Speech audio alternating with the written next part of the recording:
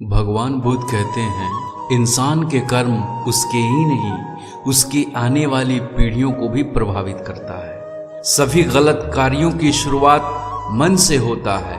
यदि मन परिवर्तित और पवित्र हो जाए तो गलत कार्य नहीं हो सकते।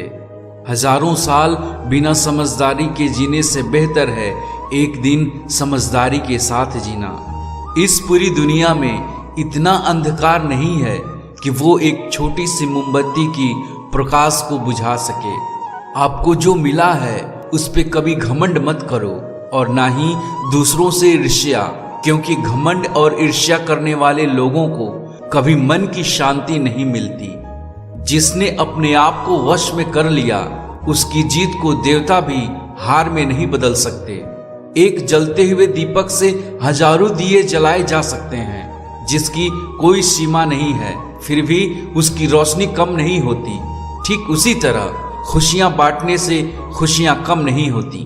घृणा को घृणा से खत्म नहीं किया जा सकता है, बल्कि इसे प्रेम से ही खत्म किया जा सकता है।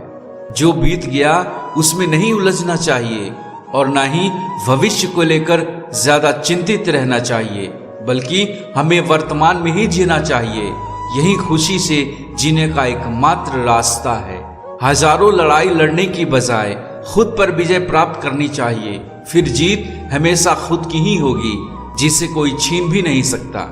भगवान बुद्ध कहते हैं, शांति हमारे अंदर ही छिपी हुई है, इसे बाहर ढूंढना व्यर्थ है। जो ईर्ष्या और जलन की आग में तपते रहते हैं उन्हें कभी भी शांति और सच्चा सुख प्राप्त नहीं हो सकता। चाहे आप कितनी भी अच्छी बातों को पढ़ लें या उन्हें सुन लें, उसका तब तक फायदा नहीं हो सकता जब तक हम खुद पर उसका अमल नहीं करते।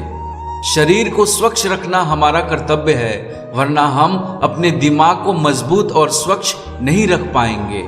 बिना सेहत के स्वस्थ जीवन की कल्पना करना बेईमानी है।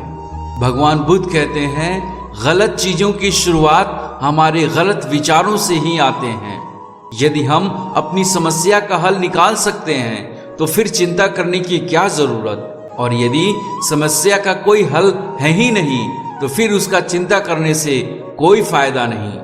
अगर बुराई से दूर रहना है तो अच्छाई को बढ़ावा दीजिए और खुद के मन में अच्छे अच्छे विचारों का विकास करें। झरना बहुत ही शोर मचाता है, जबकि सागर हमेशा शांत रहता है।